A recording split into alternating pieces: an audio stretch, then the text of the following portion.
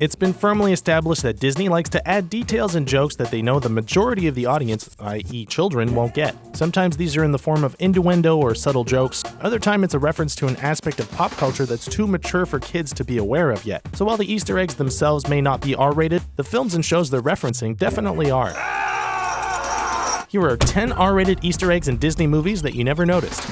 Tangled. In the last act of Tangled, Flynn is getting escorted to his execution when he sees a small ceramic unicorn, signaling that Vladimir and the other thugs from the Snuggly Duckling are about to rescue him. Many older sci-fi fans watching saw this as a nod to Blade Runner, where Harrison Ford's Deckard character sees the origami unicorn when escaping from the police. Now the real question is, does that mean that Flynn is a replicant? The Muppet Movie. In 2010, Jason Segel brought the Muppets back to the big screen for the first time in over a decade, and it wasn't without its winks to older fans. During the Muppets fundraiser, they bring out the chickens to cluck their own rendition of CeeLo's pop hit, Forget You. But Forget You was just the radio-friendly version of CeeLo's much harsher, dismissive lyrics. Those more familiar with the song's original version probably heard those clucks as proxies for an F-word that is definitely not forget. Wreck-It Ralph. In the case of Wreck-It Ralph, the R-rated Easter egg comes in the form of actual eggs. When Ralph is in the first-person shooter game Hero's Duty, he comes across a room full of what appears to be alien eggs. This is a clear reference to Ridley Scott's sci-fi horror film Alien. And just in case there was any doubt, it hatches a cybug that goes straight for Ralph's face, just like the facehuggers in Alien. Going all the way and having the cybug implant Ralph with an alien that would later burst out of his chest would probably be a little too intense for kids. Jungle Book. For the latest version of Disney's The Jungle Book, director Jon Favreau took inspiration from a variety of influences, including Francis Ford Coppola's 1979 Vietnam War epic Apocalypse Now. For the introduction of King Louis, Favreau's staging and lighting are practically identical to the first time we see Marlon Brando as Colonel Kurtz in Apocalypse Now. It's a classic scene instantly recognizable to older film fans, but the kids were probably just wondering why the monkey was sitting in the shadows.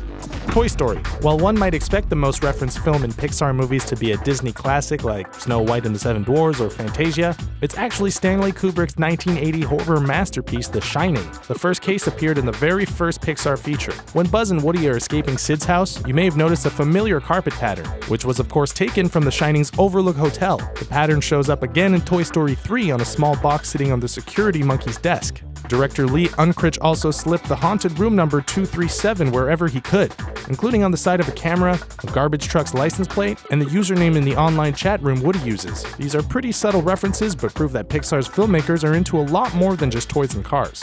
The Lion King. Most people probably don't realize that The Lion King actually marked the second time that James Earl Jones and Madge Sinclair had played a fictional African king and queen couple.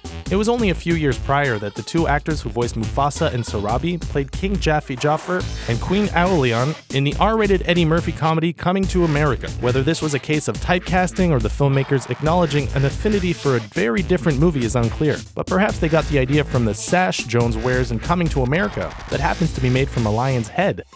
The Mighty Ducks. Most people remember Mighty Ducks as a fun, lighthearted sports comedy aimed at kids. It's easy to forget what brought Coach Bombay to the Ducks in the first place, a drinking and driving charge. For some reason, coaching a kids' hockey team was deemed suitable punishment for demonstrating irresponsible and reckless behavior. Beyond this, there isn't much to imply that Coach has a serious drinking problem. But did you ever notice how Gordon Bombay is named after two popular brands of gin? Gordon's Gin and Bombay Sapphire.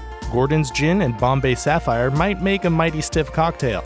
Pirates of the Caribbean. At World's End, the third Pirates of the Caribbean film contains what we believe to be a subtle reference to James Cameron's Terminator 2 Judgment Day. In the scene where Davy Jones visits an imprisoned Calypso, he gets his claw stuck in the bars before he decides to just pass his entire body through them to the other side. This is almost an exact reversal of the action performed by the T-1000, when he walks through prison bars and gets his hand momentarily stuck because of the gun he's holding. It's a minor detail, but given the popularity of Cameron's R-rated action flick, we believe this was more likely an intentional callback. The Incredibles. The villain in The Incredibles has several names before becoming Syndrome. You're that kid from the fan club.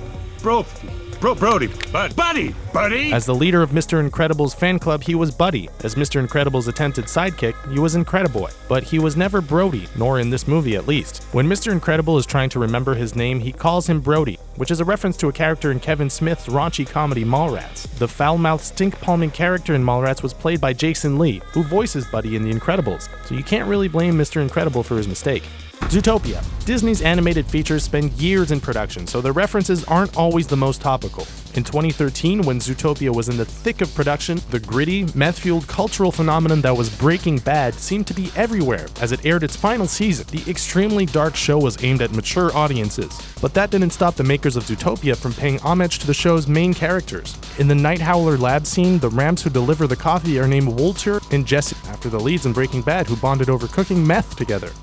Farewell, my friends. I go on to a better place. The fun thing about all these references is that it makes the movies enjoyable to revisit, as you pick up on stuff you didn't necessarily understand the first time around. Hey everyone, we want to tell you about our awesome friends over at The Richest YouTube channel. They just posted a very cool video about TV shows that actually predicted the future. Star Trek: The Next Generation first introduced us to personal handheld computers years before they appeared on the market. While the original series had a version, it was much chunkier, bearing less resemblance to the modern tablet models. Click here to check that out, and be sure to subscribe to their channel for more fun stuff. And don't forget to tell them that Screen Rant sent you.